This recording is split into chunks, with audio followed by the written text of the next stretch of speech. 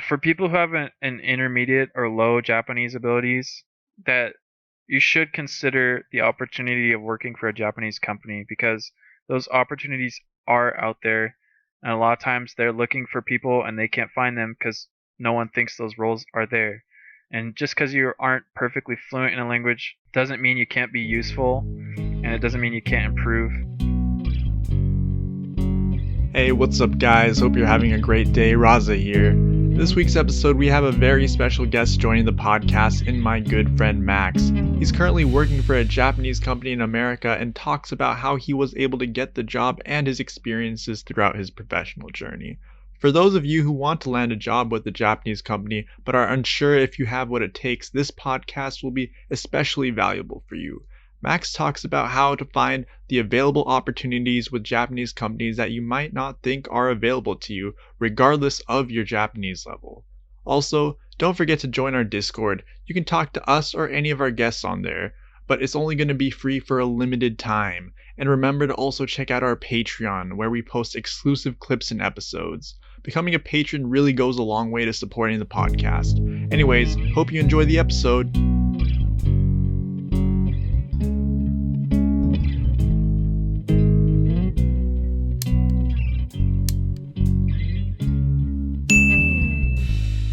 Hey, what's up guys? Welcome back to the KoreKara Podcast, where we talk about different aspects of Japan. I'm Raza, I'm joined by my co-host Eric, and this week we have a very special guest in my good friend Max. He will be talking to us about working at Japanese companies in America. How's your day going, Max? It's going pretty good. How about you guys? Pretty good.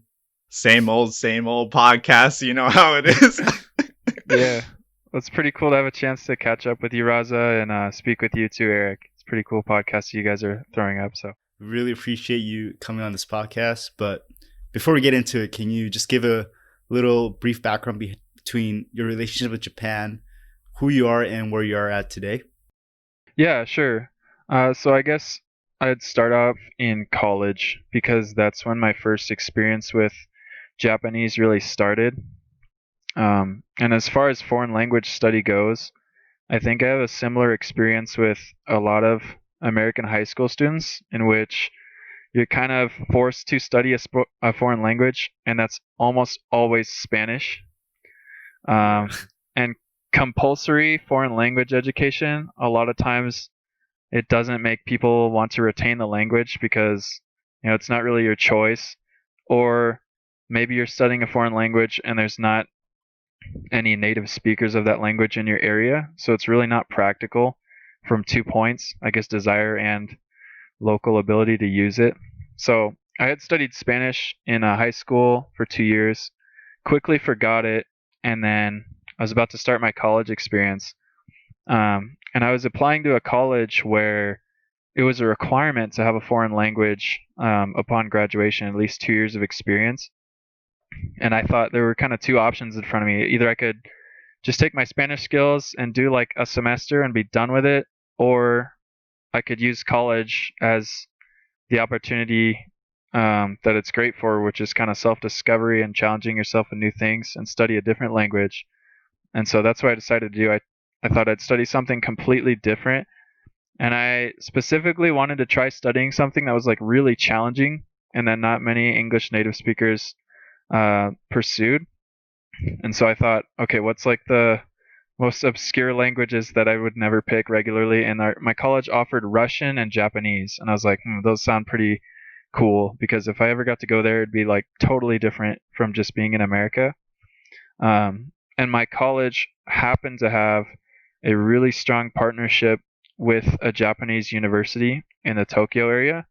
And so each year at my college, there were about 100 Japanese exchange students there at the university. And so that made my decision pretty easy, because it was like, okay, now I have a chance to study a language, and at the same time, I can actually meet people from Japan, and that's going to make just the whole thing a lot easier. Like, I'm going to be able to speak with people, make friends, and just learn things a lot quicker all around, keep a high motivation. So that's why I chose Japanese, basically.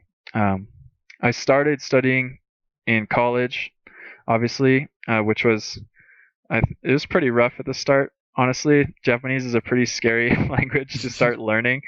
I mean, I remember distinctly the first class I was paired with.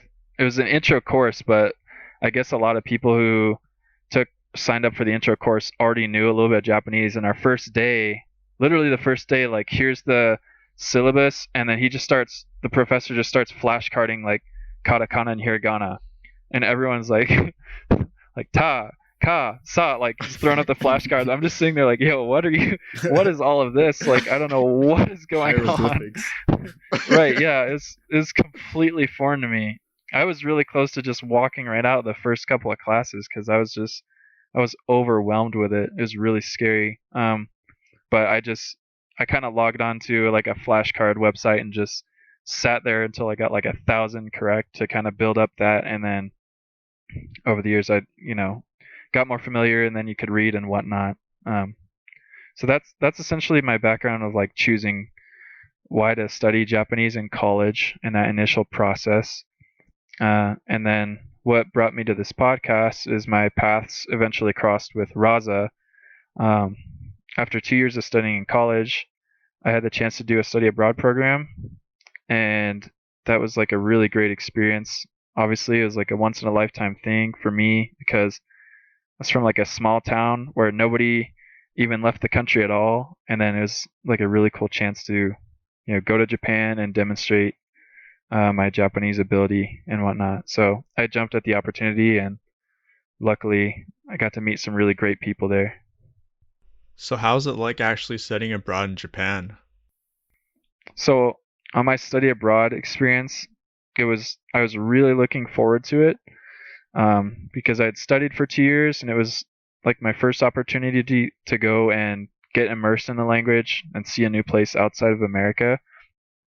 But I was quickly humbled by the reality of my deficiencies in the language. Like I thought, okay, I'm nailing everything in class. I'm getting A's. Like my friends are nice to me and just talking in Japanese, but you don't really realize how much people might be like dumbing down how they speak to help you out, or working with you to understand what's going on. And the first thing I noticed when I arrived abroad was my deficiency in informal speaking, because a lot of times in a classroom setting, you're basically taught like the neutral way or the more formal way to speak with people, des, mas, ending sentences like that. And one story that's like ingrained into my mind is the first night I arrived there, I had some friends that I'd met at my home university. We went out to an izakaya to go drink and like eat, and the waitress comes up and asks me like, oh, what do you want in Japanese? And I just like totally froze, and I just said like, can I have something? And then like my friends just burst out laughing immediately, like, dude, what are you doing? And the whole rest of the night they just kept saying like, can I have, like really patronizingly to me. So I was like, damn, how am I gonna do you like that? Yeah. Was the can I have in English or in Japanese? No, I said can I have in English. So that's why it was like really awkward, because like my friends were shocked. Like the waitress froze up too. Like, what are you doing? Like the classic English Japanese situation. Absolutely. Like from there on, it's like, okay, like I should get an English menu at the start or something. Get the hang of this. Some of these like target words, I guess, for restaurant ordering and whatnot. But yeah, I guess the other thing that I kind of lacked in, but I'm not sure if it's necessarily as important to communicating every day. It was just something that I felt kind of set me apart from my classmates, was I really had no knowledge of popular culture things like anime and manga.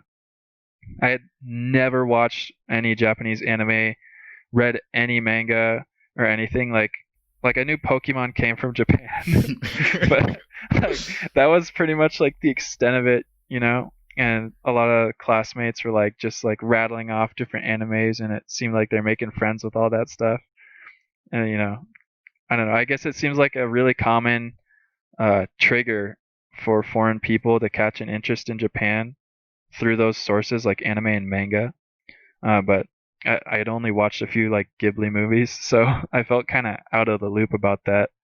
Um, but those kind of develop opposite weaknesses, I guess.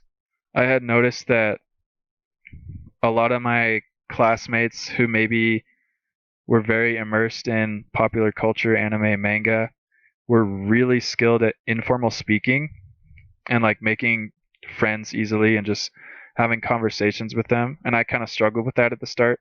But uh, what they were strong at in that, they kind of lacked in formal environments, especially in the classroom, which made for some like really awkward situations and like unintentional disrespect towards like the teachers.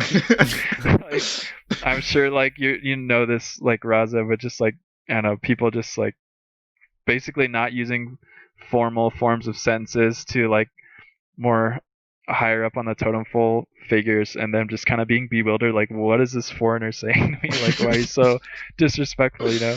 Uh-huh.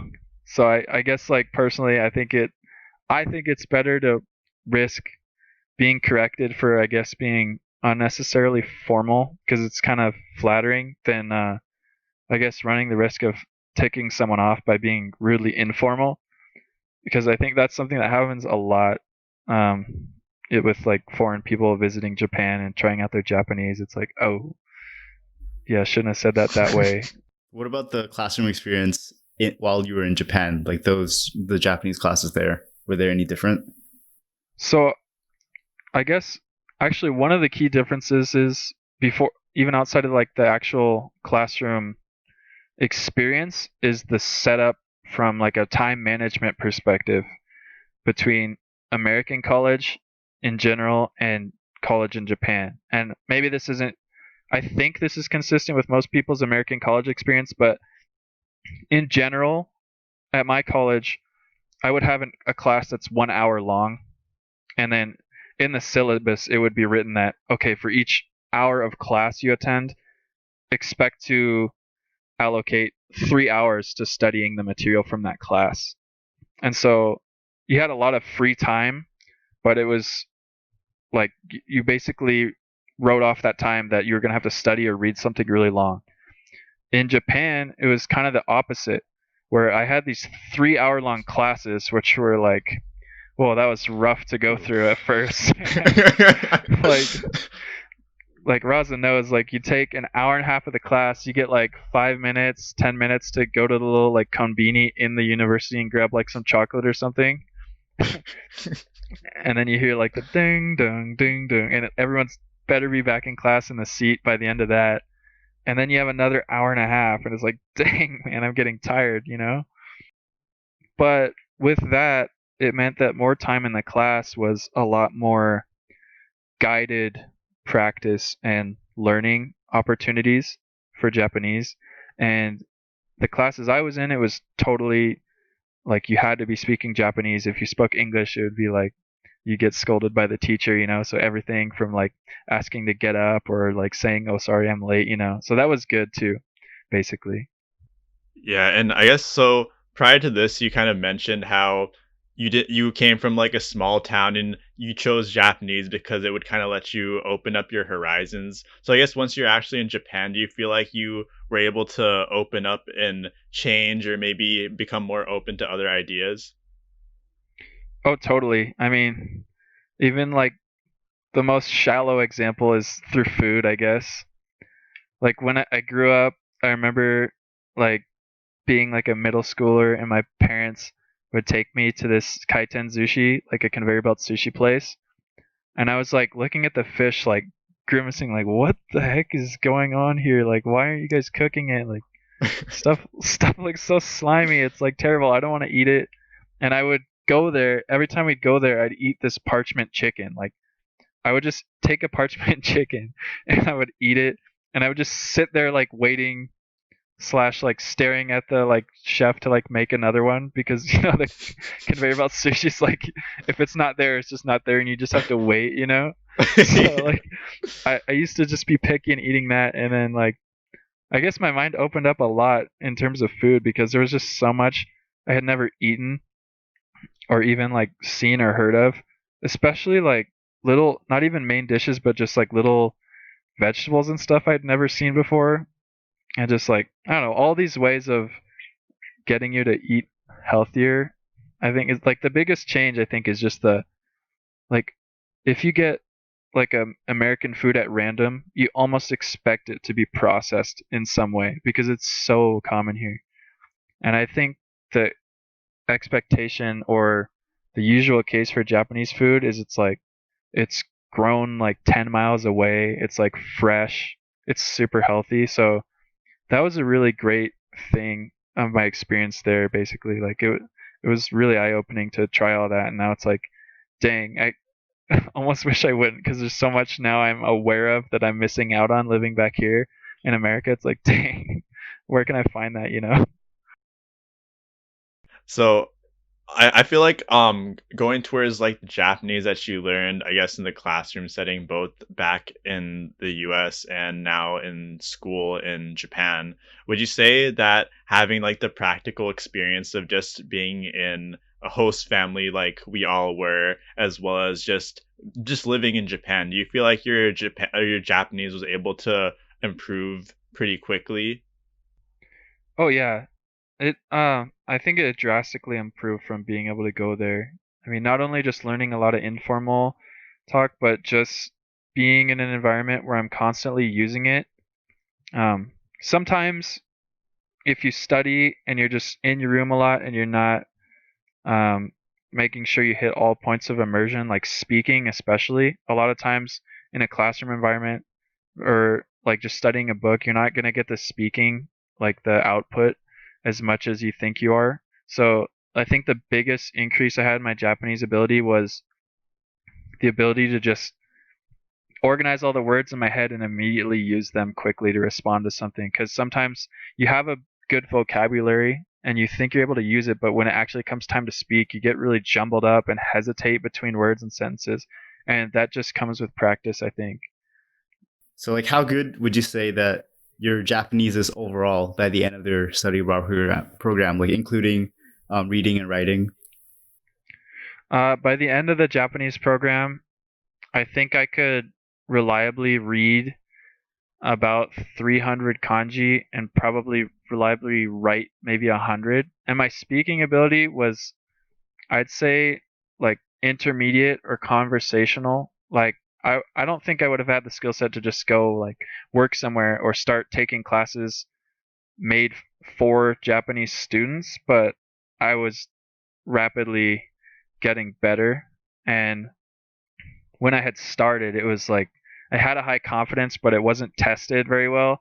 So it was like very choppy when I had to start. So it basically smoothed out my speech output a lot, being able to go there and uh, shone a light on the importance of informal speaking, and it drastically improved that too. And by the time you finished your study abroad, what year was that in college? That was my junior year of college. So after that study abroad experience, I was returning back to college, and it was my senior year. So 2 semesters left of taking classes, and I had an international studies degree focus. So luckily, I had room in my schedule to take some history courses and some like that. So in addition to the classes we took in Japan that were kind of cultural, I also got to supplement it with some more historical stuff, which I thought was really interesting, and it was a lot easier to study. Like some of the some of the coursework is like, okay, cool, I already know this, so it's kind of like breezing through. But it was cool to just kind of further uh, have more Japanese related coursework to take, and it was really helpful, I think, in my degree specifically because a lot of times I had chances to present on like a specific country for my international studies, and I would always just take Japan, which was something I was like comfortable with, and I could compare it to some other country, and that way it would be like it'd kind of be like taking half the mental work because I have a strong base knowledge of something, but to my professor it sounds like I'm just this genius studying 2 countries or something like that. Right? Yeah. Yeah. I guess so. Coming back, what would you say was your main takeaway? You spent basically like an entire semester living in a different country. What would you say like you really took away and like what you wanted to like keep with you moving forward in your life? Wow, I mean, it could get really deep to answer that question because it was just coming from a small town and considering that and basically like an area in this whole field and valley, like this is kind of my whole world. This is how things are. Being an American, speaking English, thinking these things are important and those things aren't. And then just having that be completely flipped and not having that be any source of conflict. Like, I think sometimes American discourse is to be like, America is the best, America is great, blah, blah, blah. Like, everything else is completely wrong. There's no merit in the way other people do things at all. And it just totally served as a testament to like, other places have some great ideas, some amazing traditions, and I think most of all the thing that left an impression on me was just the kindness and welcoming nature of the people I met in Japan. Like, of course, I was with a host family, so every day I was meeting with my family, and they really took me in like I was their son, and it was really sad to say goodbye to them, and I hope I get to see them sometime soon again. But I would say that was my main takeaway, just like the great, awesome people I got to meet there. I see. And you said that in the final year, while you were back in America, you decided that you kind of want to incorporate Japan and Japanese into like part of your future career. So at that point, like, how did you envision that happening? Like, was it working in a Japanese company in America, or were you open to like somehow returning back to Japan, maybe working as some having a career there as well? Well, that's a really interesting question because my university having such a strong partnership with the Japanese sister university, there were a lot of other classmates in Japanese courses, and I had seen over the years like what they did and maybe what people didn't do. And what I had observed is that a lot of people, their kind of path or whether they are involved with Japanese after graduation, usually aligned with their skill level in Japanese. And so I think there was basically three paths that I was seeing. It was people with a really strong fluency in Japanese. Maybe it's second generation Japanese students who had known the language since birth, or half Japanese students, or people who had just studied intensely before college and during college, knowing it was going to be their goal because they wanted to go work in Japan, or they wanted to chase after citizenship or something. Those people tended to pursue roles at like straight up Japanese companies in Japan, knowing that, okay, I have the language skills down, so I could work just as good as a Japanese worker in any industry. And then I'd say the second path I saw was people with intermediate to low fluency in Japanese. And this isn't like exclusive, like it's not to say like only people who are intermediate level in Japanese. I just thought this was the more general trend, is that a lot of those people, they wanted to have some sort of involvement in Japan, but maybe they didn't have the confidence to like pursue like a job opportunity where the primary language spoken is Japanese. And so a lot of the times I saw people being involved in the JET program or so similar opportunities to go teach in Japan, which are really great. I mean, those are like a surefire way to go live in Japan and experience that. Or I saw people in that group kind of just moving on and saying that Japanese study, that was a part of my life, but the reality is my skill never got good enough. I'm just going to have to work to an American company and make that a thing of the past. And that last option it's sad to describe because I think a lot of people unwillingly resign themselves to that, like thinking it's the reality that's available to them because they'd spent a lot of time studying Japanese, but maybe they just personally didn't have an interest in teaching, or they just weren't confident enough in their language ability to go after those positions. And I personally had both of those thoughts because I thought the teaching opportunity was great, but it just wasn't for me. Like, I'm not inclined to be very extroverted and be teaching things to people all the time, more of like an introverted type.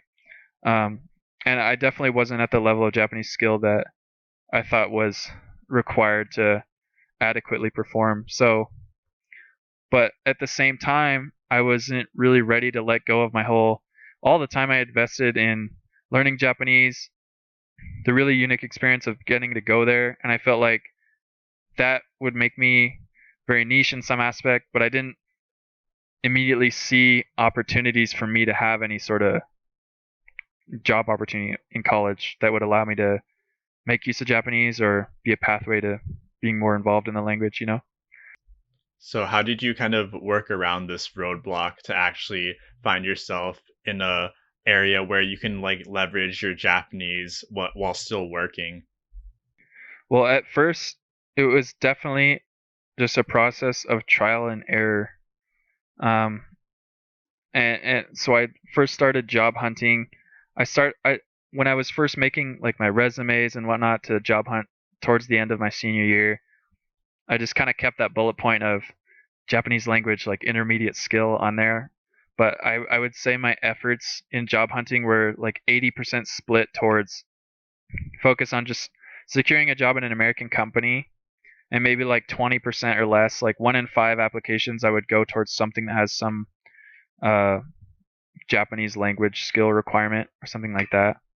Um, and after college, I decided to move to LA with my wife, who was at the time my fiance, which was really good for job hunting because it's obviously a huge metro area, and if you're willing to deal with a commute in LA or SoCal, like there's just an innumerable amount of job opportunities for you. So that's true of a lot of metro areas. So I say having a willingness to move helped me a lot in my job search.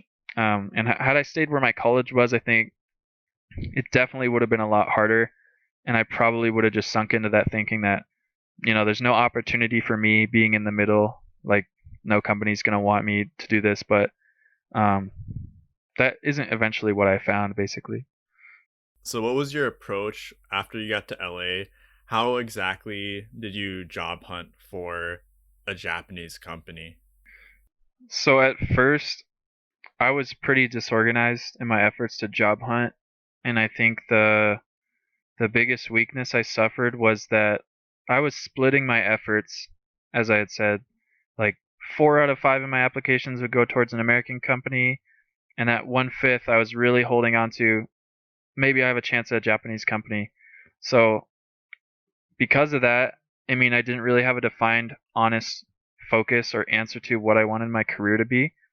And looking back, I think that is a really important, if not the most important part of landing a job, especially through an in-person interview, because you can have a really great resume and really great experience and check all those boxes, but if you don't have an honest goal or vision for what you want, that's going to be reflected in how you carry yourself, unless you're a really good actor, and the company is probably going to pick up on it and you're not going to have as much success. So I guess what specific goals did you set for yourself, and like how did you become organized after coming to this realization? So I kind of came to that realization not through a product of my own, but it had to be someone's influence and good advice on me.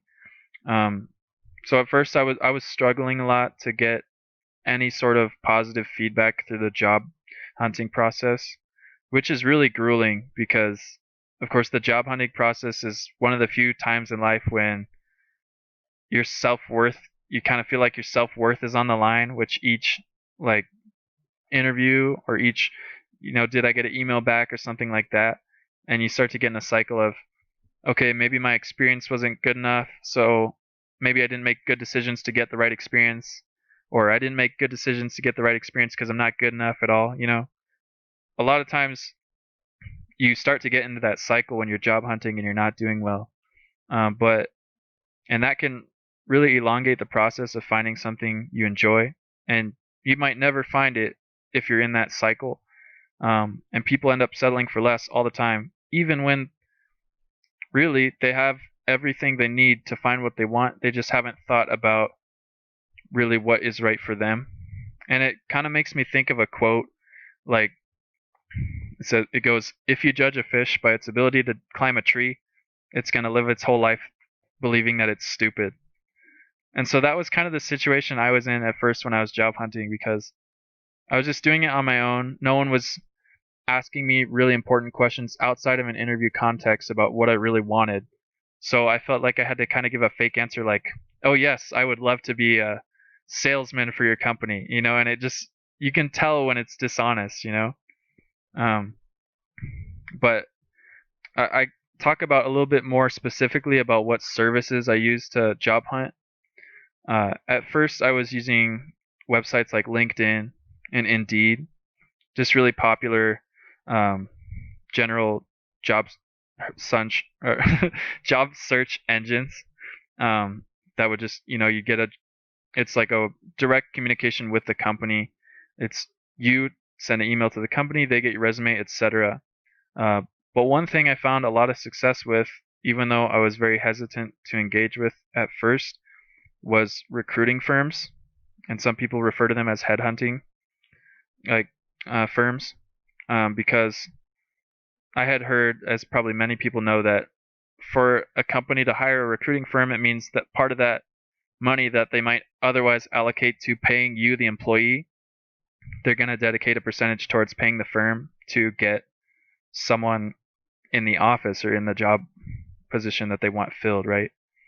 So I was very skeptical of that, and I think maybe a lot of people are, but in my experience, it was a really good thing that I opened myself up to participating in that, because eventually I found that a lot of Japanese companies in the area explicitly or exclusively use recruitment services like that to get people into their interviews.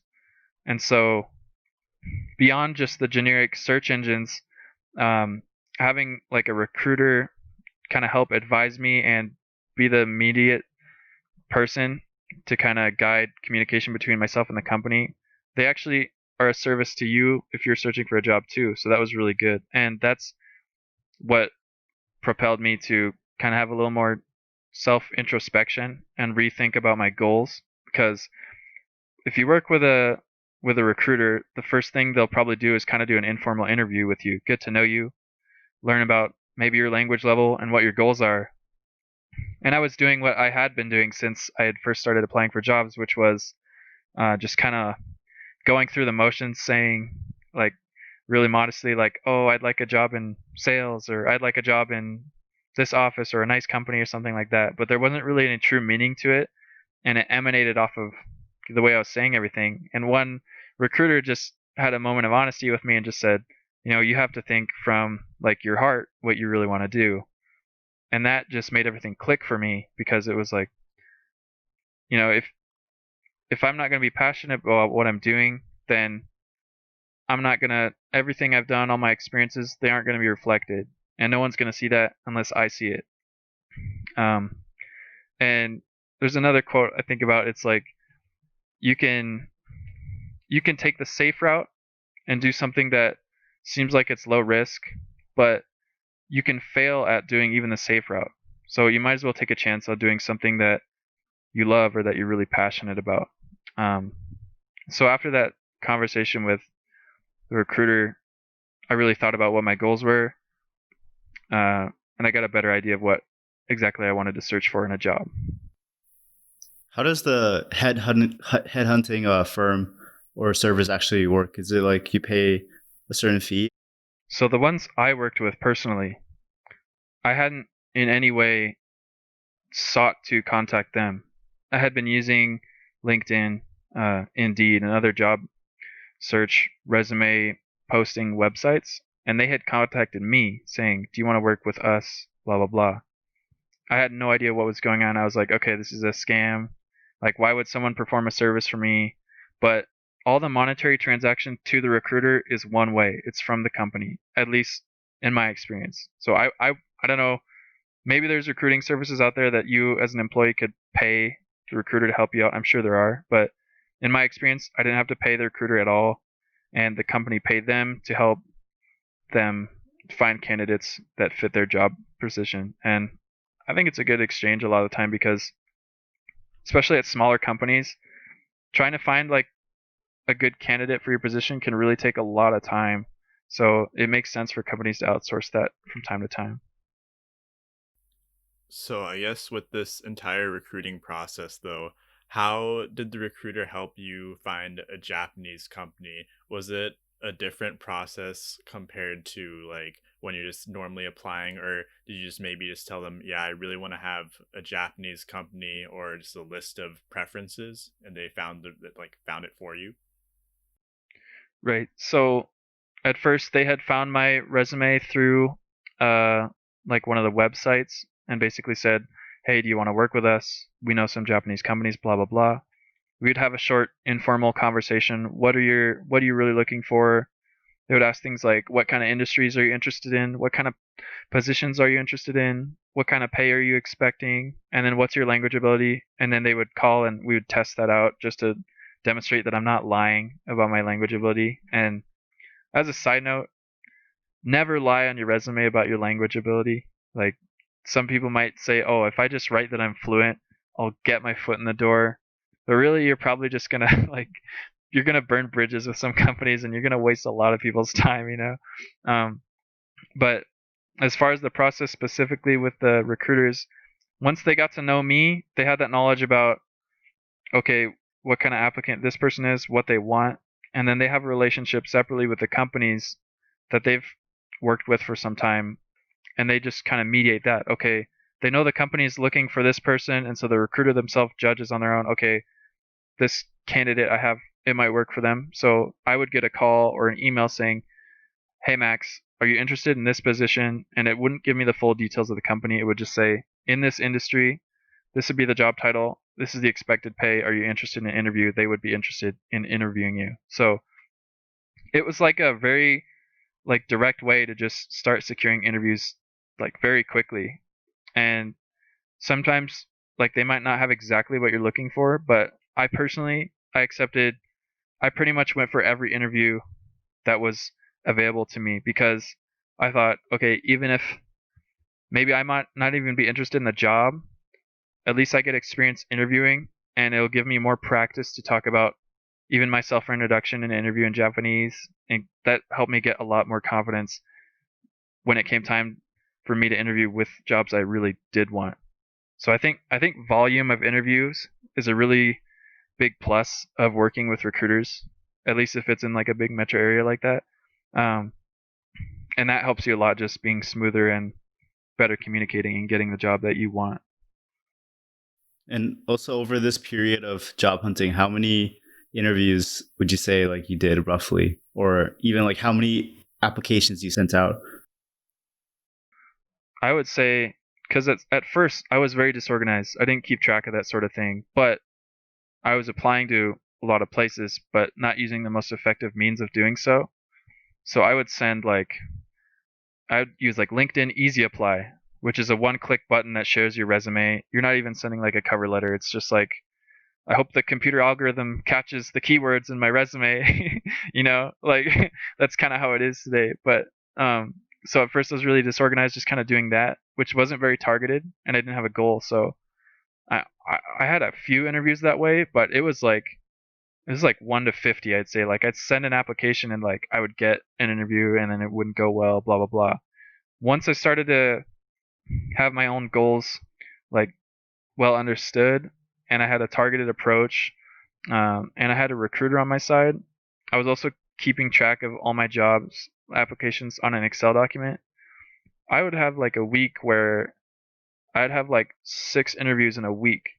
I'd have 2 interviews in a day sometimes, and sometimes I'd have 2 interviews in a day and then a phone consultation with a third one. So it was just like, and that did like wonders for my self confidence and leverage in getting the job that I really wanted, because it was like it's a much different dynamic to bluff that, okay, I want a higher salary knowing that there's no other backup opportunity, and being able to say like, hold on, I have another call, like you're gonna have to wait till this other company's decision, that type of thing. So I started to have like a good success rate. Yeah, at the end of that, how many job offers did you actually get?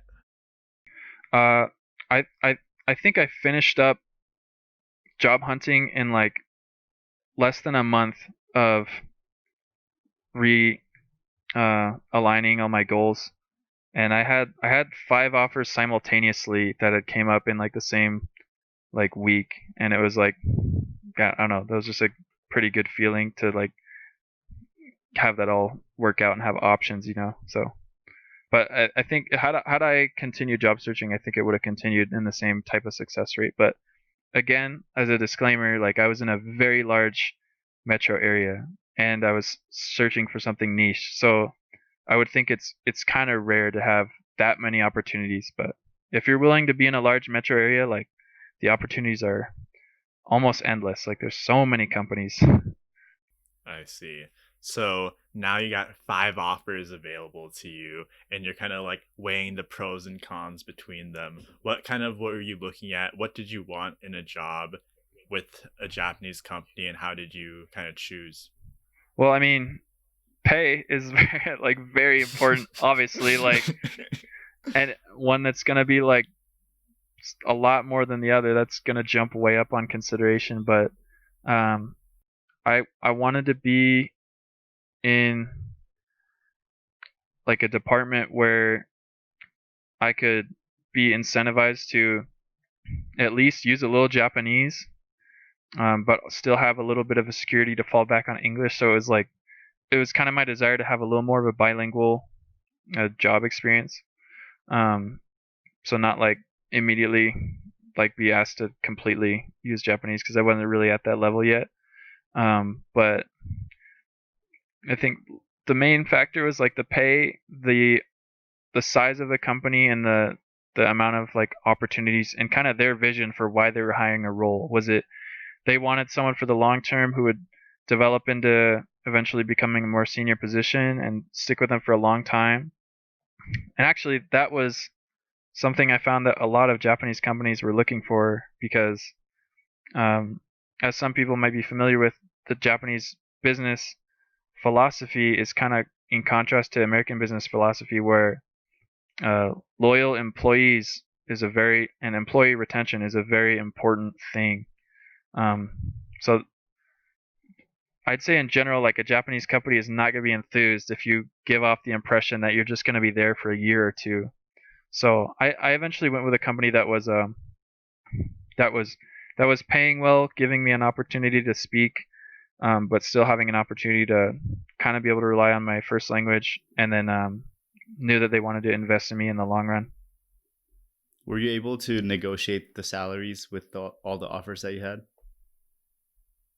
Yeah, I mostly did it through. I didn't directly negotiate with my first job offer, which was a mistake. But and I think a lot of people don't do that because they don't feel confident enough. But looking back, I would have. But I did obtain the best opportunity available to me through holding out for the best opportunity because I knew I had more chances coming in. And so my first job out of college, it was not super high paying. I would later move on to a better job that changed a lot, and that gave me a little more chance to negotiate and that sort of thing. But it was just like a basic role in the industry that basically checked all my boxes. Like they were there to work with me, they wanted me there long term, and I had a chance to use Japanese a little bit, be emailing people in Japanese, that sort of thing. So it was pretty fulfilling to have that first role. I see. So in this position, you were mainly doing administrative work then? Yeah, in my first role, it was mostly administrative work. It wasn't really involved. I didn't have that much of a trajectory for like moving up quickly. And I think that looking back, since I was a fresh student out of college, I didn't have as much like experience to be able to land that good role that I would later get. So yeah, it was a lot of administrative stuff, being supervised a lot in everything I'm doing, but I built like a basic skill set in the industry of what I was doing there, and so it was really good for me later on. And kind of like how you had that realization during the job hunting process, did you kind of come up with a goal when you came to this first company, something that you wanted to achieve when you were there? I knew that at first, I mean, my degree was like international studies and it was vague, and I wanted to move into supply chain which I wasn't specifically educated in. So I knew in my first role, I didn't want to go too crazy. I just wanted to have something where I would be incentivized to keep my language skills up, have a chance to use them, so that concurrently I could be studying and increasing my language ability the whole time while increasing my general ability to work. And then later on I could move on to something else. Yeah.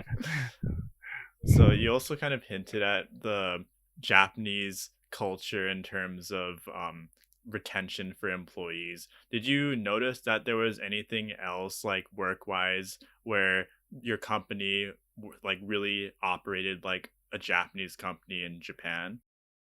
Yeah, absolutely. So there's definitely a few points that are different about working at a Japanese company, or at least things that maybe they're common in American companies, but it's more prioritized or held as important. So I would say the first thing is timeliness is a really key thing. And for a lot of roles, your first position might be non-exempt, which means you're paid by the hour or eligible for overtime. And that's taken pretty seriously in every company because, if you're not working, why should we be paying you right now? And you're probably paid by your time for the quarter hour or sometimes to the minute. But that whole supervision and scrutiny is kind of just magnified in a Japanese company, at least in my experience in my first role. Like arriving even a minute late to work was like a big no-no. And some companies even had like a 3-strike policy for things like that. Like you're showing up at 8:01 3 days in a row, like get out of here. Like,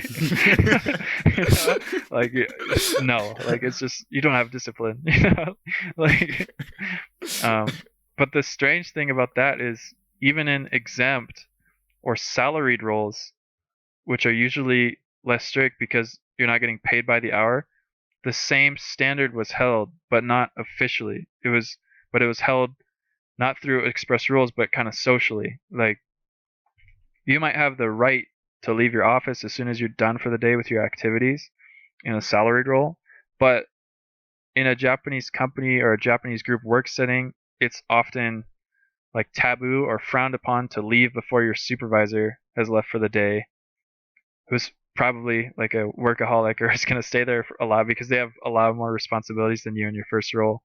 So example, in my like first job, every time we leave for the day, the boss was always still there, and you'd have to say "osaki ni shitsurei shimasu," which is basically like saying like pardon me for leaving before you, because it's kind of seen as like I'm not doing as much. I guess another thing that was very different about working there, although it's also a thing that's still frowned upon in an American company, but I think it's magnified, is any sort of activity in the office that's not work related. For example, like opening another tab and checking the news on your computer, or peeking at your phone to look at a text message or something like that. Even if it's like legitimately a slow day and there's nothing to do, it's really bad to be caught doing one of those things. It's also probably a 3 strikes thing. Especially my first role, there's like a list of things, and I was like, don't use your phone, like don't show up late, that sort of thing.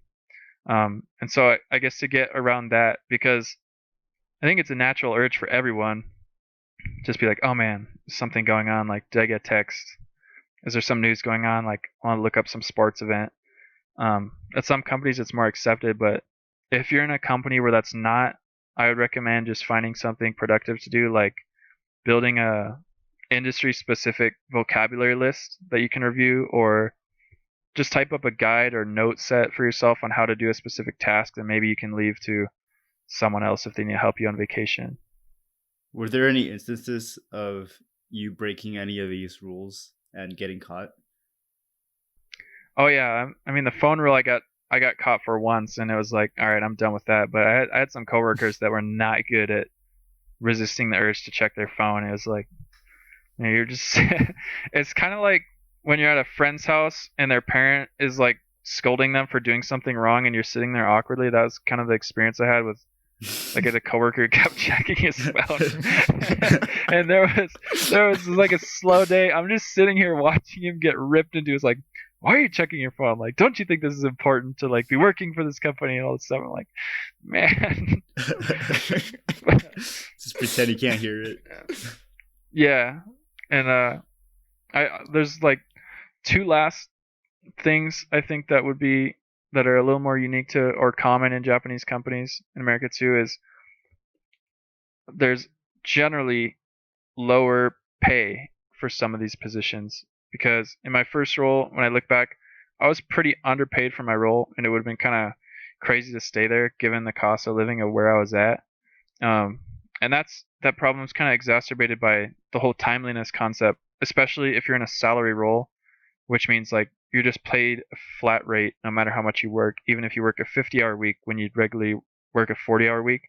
So if you're in a salary role and it's low pay, it can become like a really almost like predatory from the company's perspective, because they're just getting a lot of free work from you. And let's combine that with the dynamic of not being encouraged to leave unless everyone else is leaving. That can turn out to be like a really low value use of your time working a salary role if you're low paid. And that varies across companies, of course, but it's just goes back to another reason why it's so important to be in a number of interviews to widen your options as much as you can, so you get a better sense of your worth and what's out there instead of just accepting the first promising opportunity. And the last thing is that I already touched on it, but the whole one company for life concept. In Japan, it's like very common for people to stay with one company for 20, 30, 40 years. And in the US, it's more common for people to kind of job hop every 2 years to get the best salary. And a downside of that, other than the pay thing, is that a lot of times, like, retention of loyal employees is prioritized over bringing in new, fresh ideas or highly skilled replacements, especially now when computer skills is pretty much a vital thing to have in any industry. Sometimes you'll run into people who are like, they're 30 years of experience, but they can't like type in Excel at all or do a PowerPoint. Like it can just get bad. But you do make up for it in security of your job. Like a tech company that might pay more, maybe they'll be more likely to lay off their workers in a crisis, whereas in Japan it's like job security is pretty high at Japanese companies. So I guess kind of touching on all of these ideas that you had to deal with, this being your first job out of college, was it more difficult, would you say, to adjust for like just in general being your first job on top of having all these kind of Japanese company standards? Would you feel like it took you a while to kind of adjust to that?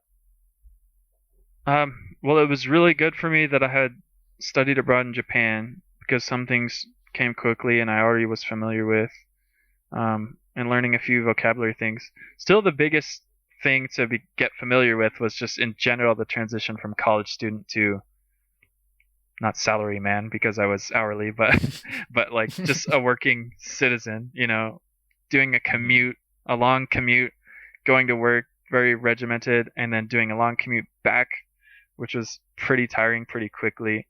I think that was just the biggest thing to get used to in a sense, but yeah.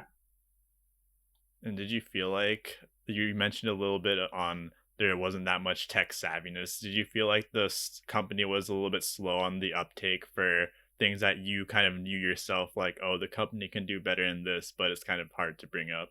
Oh, right. Especially in my first role, it was like you got the software, it's a black background, you're typing in green. You know what I'm talking about? Oh, yeah. The old stuff. And it was like, I would later interview for other companies after working at that one, and I would try to be like, I use this software that we use for like our enterprise resource planning system, which is like a supply chain term for like how you manage inventory and whatnot and orders. And people would be like, what the heck is that program that you're using? Like, no one's heard of it. It's just janky, like weird, like not well thought out. It's just like, that's the program they had. So yeah, it was not cutting edge, my first role at all. And I guess what kind of led you to, because we kind of talked about how these companies really go hard on on employee retention, but what kind of led you to be like, yeah, maybe this position specifically isn't right for me? I mean, for me, and it might have happened regardless of what role I took, but it was just like, oh man, there's no, like, my school was very expensive. I personally had a lot of loans, and I was just like looking at my pay, looking at how long I'm driving each day. Like, I'm basically like a zombie each workday in the weekday. It's like exhausting because it's LA. It was like drive an hour 15 minutes to get there, work 8 hours, drive an hour 15 minutes to get back with an hour lunch. It was like it's like 11 hours each day that's just like written out, and I'm just tired when I get home. It's like, dang, I don't this needs to be helping me out a lot faster than it is for how much like time I'm putting into it. So I was looking for something with a little more work-life balance, like especially a shorter commute, and then obviously looking for something that paid a little better. And so I felt like, okay, you know what? If I could successfully land a role at some place, I could eventually use that first experience to leverage into something else, because now my second time around, I'm not going to be just a fresh college student, which for all the college students out there, like, in my opinion, searching for a job right out of college is probably the hardest it might ever be, because you have no experience to go off of. There's a lot less that that you might be a fit for, etc. So my second time around looking for something, it was a lot easier because I had something under my belt, so that helped me out to get better options. So this time around, when you decided like, oh, I have no work-life balance in this job and like it's really killing me, like what approach did you take to finding another position that you would be a lot more happy in? Well, for me, it was really simple because the recruiting agency I worked with, they had satellite offices in other places in the US, and they had connections with a lot of companies that, okay, maybe they don't even have a recruiting office there, but they know that they have a partnership with some company in California. So the one I ended up choosing was like, I just went to an interview and I thought it was going to be in California, and they're just like, their second interview was like, actually, would you like to interview over here? And it was like a completely other state, and we're going to fly you there. I was like, yeah, why not? Like, I don't have like kids or anything that ties me down, or it's just like figure out something, like, as long as my wife is down to move somewhere else, like, we could figure that out. So that was just having the willingness to move and communicating that to my recruiter opened up those opportunities, and they came super easily.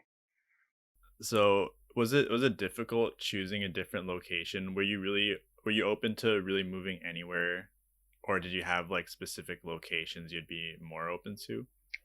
I personally was pretty open generally to going to a new place, seeing somewhere new, but I knew commuting where I was a problem, so I kind of wanted to be somewhere that's less of a big metro area, and especially like eventually way down the road, it's like it would be cheaper to live there permanently, like buy a home, etc. Um, and of course, like moving around the U.S., there's tax implications for each state. Like some states have income taxes, personal income taxes, some states don't, things like that. So I try to find the place that was still all the criteria beforehand, like it's a good role for me, and then in addition to that, try to consider things like the commute, and then how much is it paying me relative to how much is it going to cost to live there. And when you were looking for these jobs too, did you make having it being a Japanese company another high priority once again? Yeah, at this point, after my first role, I was pretty settled that this is something that gives me a lot of enjoyment, is working in this environment, having a chance to, be bilingual and make use of that. I felt like it was really special, so I was really looking for that. And would you also say at this point, do you feel maybe an improvement in your Japanese, kind of from like you mentioned earlier, after you got back from Japan, you kind of had this, not necessarily like stagnation, but you kind of just maintained your level by talking to the Japanese students that came there. Then you had kind of that dip, I guess not necessarily a dip, but a transition phase into working to a job and then with Japanese people there. So did you feel any type of improvement where you're talking all day, 11 hours, maybe not necessarily the entire time, but did you think you had any, I guess, increase in ability?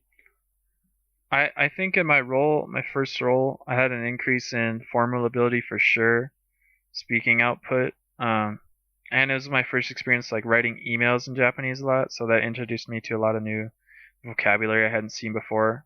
So that helped me a lot, and just general, it kept me fresh. Yeah, and I had a motivation to study some other specific vocabulary in the industry that helped me a lot.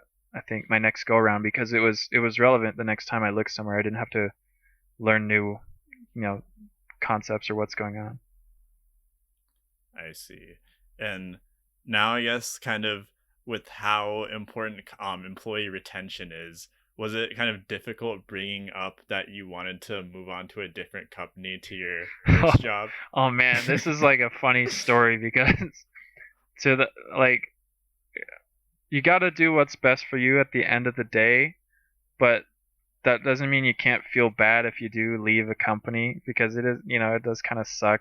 If you do honestly enjoy the people you work with, you enjoy the boss, you agree with what they're doing, but there's just some things that aren't negotiable that they can't change, like pay. Like the reality is you might just not get a chance to move up somewhere, then it's right to move. And so when I announced to the boss that we were leaving, he pulls me into a meeting room, like just me and him. And this is like the company president. It's like a small company, but he's like, he was like, Max-san, I am shocked. You are, I thought you are a hope. It's like, this is very serious. Like, I don't think the way I left, it was pretty quick, but it was the best thing for me. And I had a plan, even if my next thing didn't work out. So I would encourage people leaving a company to do their best to make sure it's graceful and not like a sudden huge shock.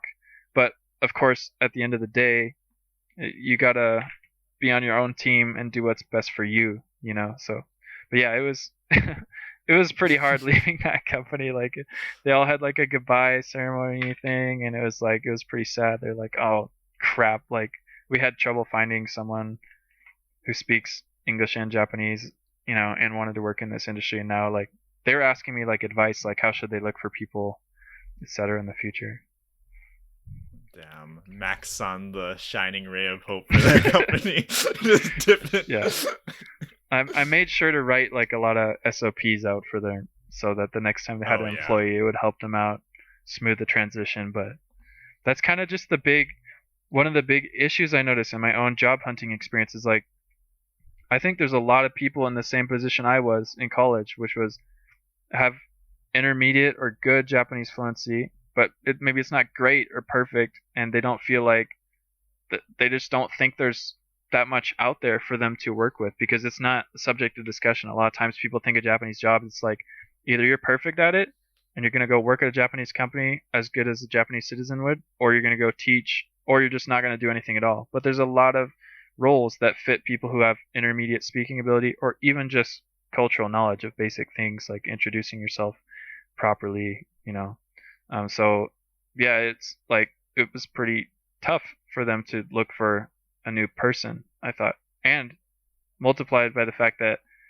a lot of people are hesitant to use recruiting services. And if that's the only way they're going to look for their employees, they're probably going to miss out on a lot of college students that think that LinkedIn or Indeed is the only way to find a job with a good company. So now at your new job, how do you feel like the work culture is different? And do you feel like you're going to stay here long term? Yeah. So my new job is a much larger corporation, and they just have a lot more employees, which has given them the experience in hiring local Americans, and so it's a little more along the path of Americanizing, which I think a lot of companies, Japanese companies in America, want to do, but have a lot of difficulty doing. Because when you think about, okay, I have a company in Japan and I want to start working in America, the ultimate goal would be to have like a totally self-sufficient full of English speaking people and some people who are bilingual and communicate between the two companies. But a lot of times what happens is they just give a bunch of people, like make a bunch of people expatriate and live in America and just pay them, and they're just like, they don't even really know that much English, and it's like this little world of Japan inside like someplace in California or something like that, like big metro areas, you know. But the work-life balance was a lot better because the commute was way shorter.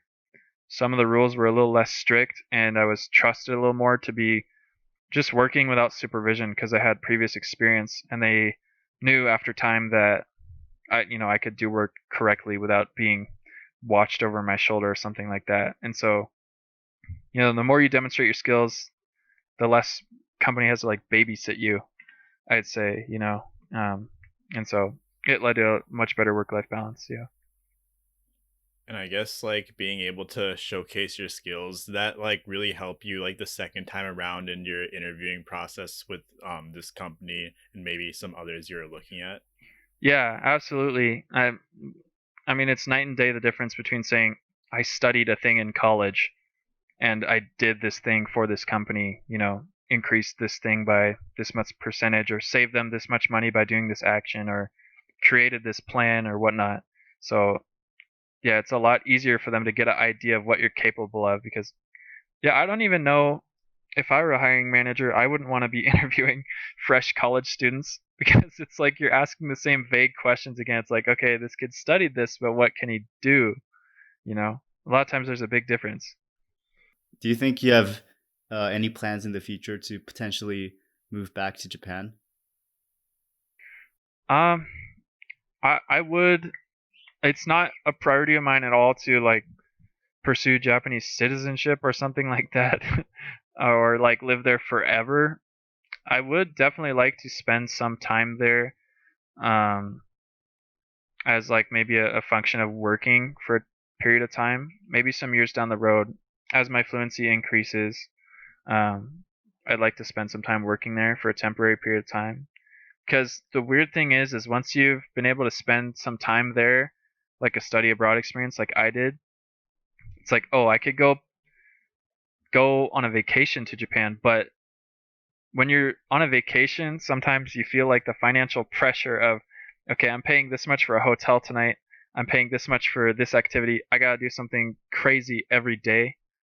And for me, like the greatest part of experiencing Japan the way I did was, it was a long period of time. It wasn't rushed. I could do normal things like go to a supermarket, go home, take a nap, and not feel like guilty about it. Of course, there's like a limit to that, right? Because at one point in my study abroad, I was just like playing video games on my computer. I was like, what am I doing? Like, it's a huge waste of this opportunity. But yeah, I would like to eventually, if it's a fit role for me, like with my development with the company, to spend some time there, working there, maybe living there for a year or a few years. I don't know, because my wife does not speak Japanese. I wouldn't, if I were to have a kid at that point, I don't know how that would work, like teaching the kid in a school there or whatnot. Like bilingual, or like teaching a kid two languages is like a whole super complicated concept to me. So I don't know. If it would have to be before then, I would think. I don't know.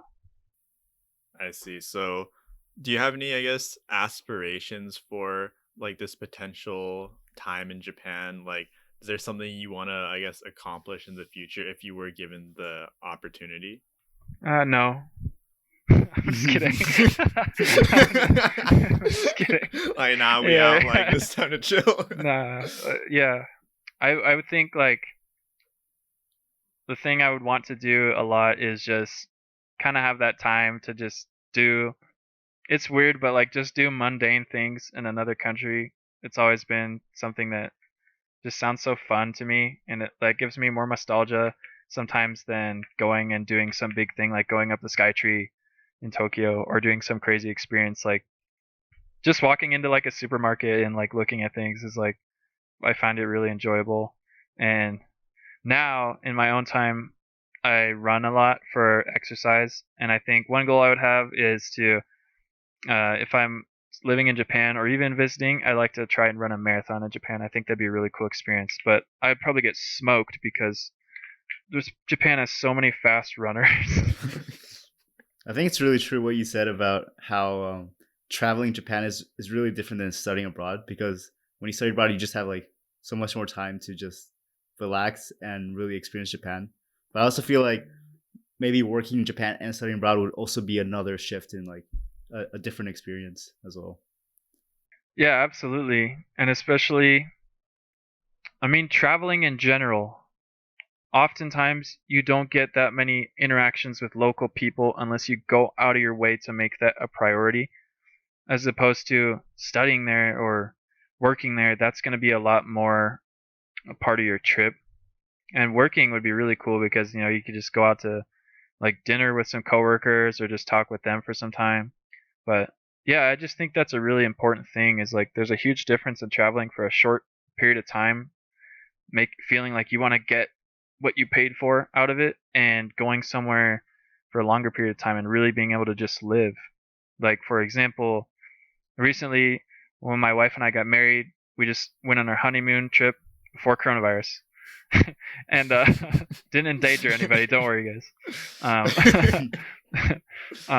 We went to like London and Paris and like Belgium, and we did it all in 2 weeks, and it was a lot. Like we saw everything, and it was a really great experience. But it really is hard to just have like a slow, just natural conversation with someone from the area. And a lot of times, if you want that to happen, you have to go out of your way. So with I guess one thing that usually gets underrated a lot is kind of, I guess, the idea of happiness, because most of the time everyone's thinking about, oh, am I getting compensated properly in terms of pay? Do I have like a solid like work life balance in terms of hours worked? But would you say now in your second position you feel not, I guess, necessarily happier than your first position, but just happy in general? Yeah, absolutely. And I think a lot of times in at least in America, people are just like the paycheck is king. Like no matter, I'll do anything to get the most money. I'll go through the most stress like that. But a lot of times, I mean, some people it's like totally up to your preference. But my preference is I really want to have something a little more that I'm used to, that is still challenging, but it's like low stress enough that I can pursue activities outside of my work life that enrich my life. And if there's huge prolonged periods of time, like months, where I'm not able to pursue anything other than just working, then that's at the point where like I'm going to reevaluate. But I do think there is something to be said about just kind of dealing with some things. Like you got to contribute to society. Sometimes you're not going to like what you're doing, but if it's for the good of other people, it's probably a worthwhile thing to do. Like you got to have a little altruism through just working hard. And it's not like, oh, I'm just going to get out of college and get paid 100K to just type on my computer. I'm like a programming pro. Like I think that's kind of the societal, like, I don't know, pedestal of what the job opportunity expectation is people think I'm just going to go work tech programming at Google, or I'm just going to go work marketing at Facebook, or blah blah blah. But I think the reality of the job market a lot of time is a lot different. And if you find a job that's like not super stressful, you get paid decently well, and you're doing something important that has a purpose you believe in, that's like a great opportunity. And that's something I think like that people should be shooting for. And a lot of times those roles that people talk about, like, oh, I'm doing this super important thing for this tech company, it's like with coronavirus, like, you weren't essential, so I'm sorry. Like, people look down on stuff like, trucking or like warehouses or stuff like that. Like, oh man, you're getting your hands dirty. That's not a great job. It's like, dude, it's very important stuff, and there's a lot of pride to have in those kind of jobs. So yeah.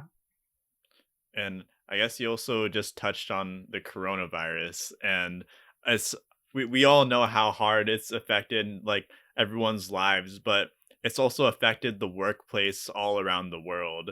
So how would you say that your company specifically has handled the coronavirus, and do you think they handled it well? Well, for my role specifically, it's a job that can be performed remotely completely. So it's a pretty simple decision for my company to just say work from home, which I think is a very popular option for all people who can make that switch. Which is, I think it's a really good thing. I mean, the lucky thing is I don't have like kids to watch over that aren't in school, which I guess would be really complicated. But there are a lot of roles where, for whatever reason, you do have to still be on site and continue working. And at least where I work, I think they've taken every precaution possible. Masks, social distancing, temperature checks, making sure people, if someone tests positive in the area, they're going to clean the area. They're going to inform everyone. They monitor the amount of people with the virus and whatnot. So, I mean, funnily enough, I think some companies' responses has been more proactive than like the larger federal response and state response to coronavirus, which has been its whole own thing that everyone's trying to figure out like as they go. So, yeah, I think they've handled it pretty well. Do you think that working from home will continue to be an option even after the pandemic ends? I know for some companies it's been like announced that, I think it was either Facebook or Google said they're just going to have people work from home for another year just to be safe. I have parents that work in a government role that like they say some jobs are just getting permanently transferred to work from home. But I'm not sure that while working from home is a good way around, it's not like a 0% loss in terms like it's not without its downsides. It is a really important thing to be able to meet with people in person, and just the ease of turning my head and talking to someone versus like having to call them, make sure they're available, blah blah blah. Having everyone like right there is a lot of times more productive. Also because I mean, naturally people kind of police each other for productivity, and I think a lot of people who work from home probably don't do so much. Yeah. Do you have any like a final point you want to make, Max, or should we just wrap it up? Yeah, I guess my final point is I'd like to share with people who are listening is, for people who have an intermediate or low Japanese abilities, that you should consider the opportunity of working for a Japanese company, because those opportunities are out there, and a lot of times they're looking for people and they can't find them because no one thinks those roles are there. And just because you aren't perfectly fluent in a language doesn't mean you can't be useful, and it doesn't mean you can't improve. And I think just people out there are suffering a lot from self-doubt, and they should try their best to look more for what's out there, because there is a lot that they can do. And don't give up if you feel like you haven't learned enough yet. If you have a clear vision of what you want and you've thought about it, and it's true for you, then people are out there who want to help you realize that vision and like mentor you through your career. And just go for what you want. You spend some time thinking about what your goal really is in life, what makes you happy, and there's probably something out there that you can spend your time in and feel really happy about. Great words of advice coming from Max.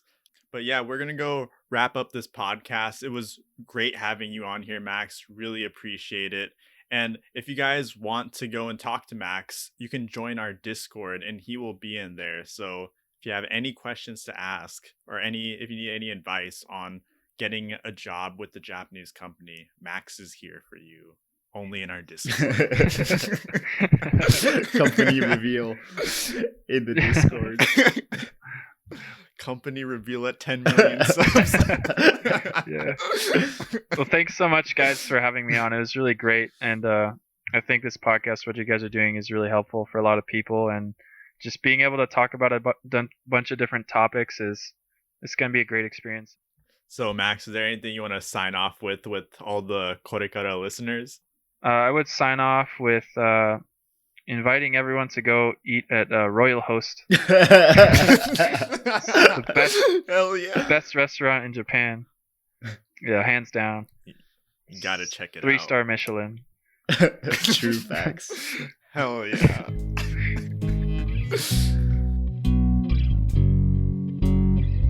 Hope you guys enjoyed that episode. Remember, if you need any help with Japanese companies, Max and the rest of the Discord are here. If you're on the go, check out the episode on Spotify or Apple Podcasts. Otherwise, check us out on YouTube. Support us on Patreon for exclusive episodes and clips, or even an opportunity to come on the podcast if that's something you're interested in. Check out our Instagram and Twitter at KorePoddo and visit our website at korepoddo.com. If you found our podcast valuable, please don't forget to leave a like, comment, subscribe, and leave a review. Really hope this podcast was able to help you out even a little bit. Hope you all have a great day. Peace.